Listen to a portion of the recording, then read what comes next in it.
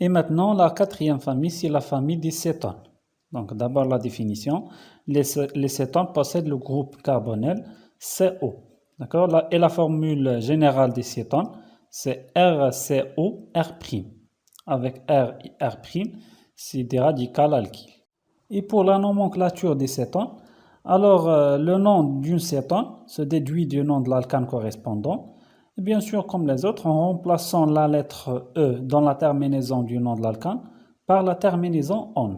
D'accord?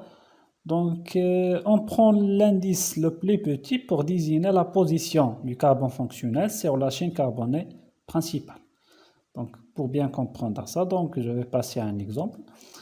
Donc, voilà. Donc, pour cette molécule-là, donc, d'abord, donc, on remarque que cette molécule elle a un groupe caractéristique carbonylé, c'est CO.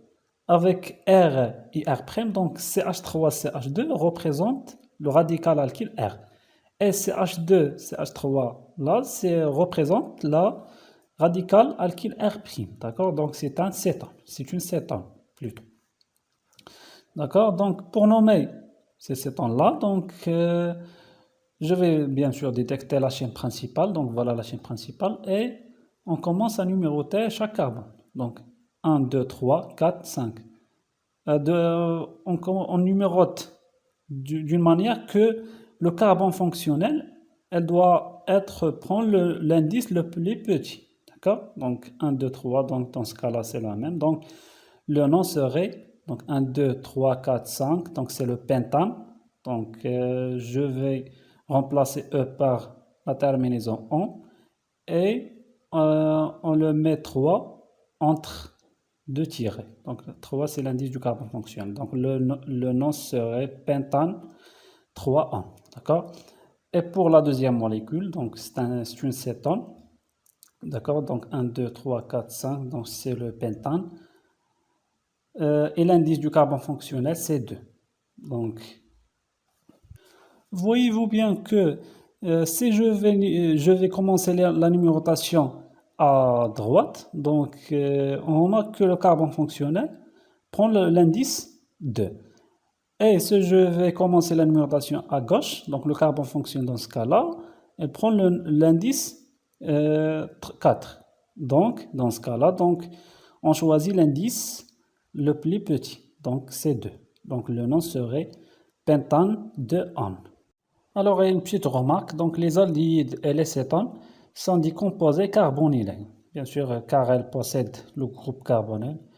Donc, ça, c'est ce qu'on a vu tout à l'heure. Alors, maintenant, pour mettre en évidence les composés carbonylés dans une solution ou bien dans un milieu réactionnel, donc, on utilise quelques indicateurs. Alors, il y a deux tests. Un test commun entre les aldéhydes et les cétones et un test spécifique pour les aldéhydes. D'accord? Pour le test commun entre les aldéhydes et les cétones, on utilise un indicateur qui s'appelle 2,4-dénitrophénylhydrazine, abrégé DNPH. Donc, c'est un indicateur qui forme un précipité rouge-orangé, bien sûr en présence des composés carbonylés. D'accord? Et pour le test spécifique, pour les aldéhydes, donc, on utilise un indicateur qui s'appelle les cours de Fehling, qui forme un précipité rouge-brique. Eh bien, il y a un autre test spécifique pour les aldéhydes, c'est le test par ce qu'on appelle le réactif de Tollens. D'accord? Mais ce qu'il faut retenir, c'est que les cétones ne réagissent ni avec la liqueur de phényl, ni avec le réactif de Tollens. D'accord? Elles réagissent seulement avec ce qu'on appelle 2,4-DNPH. Maintenant, on va voir la cinquième famille, c'est la famille des amines. D'abord, la définition. Les amines possèdent le groupe caractéristique amino, NH2. Et la formule générale des amines est RNH2. Avec R, c'est le radical alkyle, bien sûr. Pour la nomenclature des amines, alors le nom de l'amine se dérive de celui de l'alcane correspondant. Et de la même manière, en remplaçant la lettre E dans la terminaison du nom de l'alcane par la terminaison amine. Bien sûr, précédée du plus petit nombre qui indique la position du carbone fonctionnel sur la chaîne carbonée principale. Et voilà un exemple qui explique ça. Prenons par exemple cette molécule-là. Donc, elle a un groupe caractéristique amino, donc il s'agit d'une amine. D'accord? Donc, pour la nommer, donc, je vais détecter la chaîne principale, donc 1, 2, donc 2 carbones, c'est éthane, d'accord? Donc, je vais écrire éthanamine. Donc, puisque le groupe caractéristique prendra l'indice 1, donc soit je vais écrire éthanamine, ou bien je vais écrire éthane, l'indice du carbone fonctionnel entre deux tirets, amine. Donc, éthane 1, amine, d'accord? Passons à la deuxième molécule, donc il s'agit d'une amine aussi. Donc voilà la chaîne principale, donc 1, 2, 3. Donc 3 carbones, c'est le propane. Eh bien, je vais écrire propane, l'indice du carbone fonctionnel de amine. D'accord? Passons à la dernière molécule, donc aussi une amine. Et voilà la chaîne principale, donc 1, 2, 3, 4. Donc c'est le butane. D'accord? Je vais écrire butane de amine. Mais une petite remarque, donc l'indice du carbone fonctionnel doit prendre le plus petit nombre, d'accord?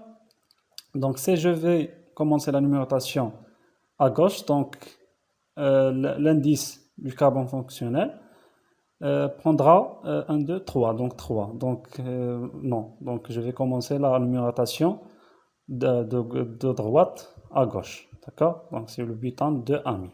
Maintenant, on va voir la famille des composés halogénés. D'abord, la définition. Les composés halogénés portent un groupe caractéristique qui s'appelle halogène, avec X d'un atome qui appartient à la famille des halogènes, donc soit le fluor, ou bien le chlore, ou bien le brome, ou bien l'iode. Et pour la nomenclature des halogénés, donc, comme d'habitude, le nom d'un composé halogéné se dérive de celui de l'alkane correspondant.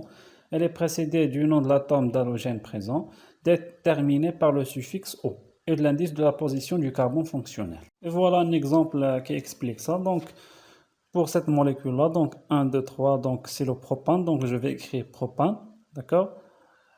Et on remarque que le groupe caractéristique c'est le chlore, donc chloro, donc je vais écrire chloro, et précédé par l'indice du groupe caractéristique C2, donc 2 chloropropane, d'accord? Pour la deuxième molécule, donc 1, 2, 3, 4, donc c'est le butane, donc je vais écrire butane. Et le groupe caractéristique c'est le brome, donc je vais écrire bromo, d'accord? Et puisqu'il y a 2 atomes de brome, donc je vais écrire dibromo. Et je vais écrire les indices des deux, donc 2, 3, dibromobutane, d'accord? Et pour la dernière molécule, donc on remarque que il y a une molécule HN carboné cyclique, donc bien 1, 2, 3, 4, c'est le butane, donc je vais écrire cyclobutane, d'accord? Et on remarque qu'il y a 2 atomes du chlore, donc dichloro, cyclobutane, d'accord? Et l'indice 1, 2, donc je vais écrire 1, 2, dichloro, cyclobutane, d'accord? Et j'espère que c'est bien clair, donc et merci.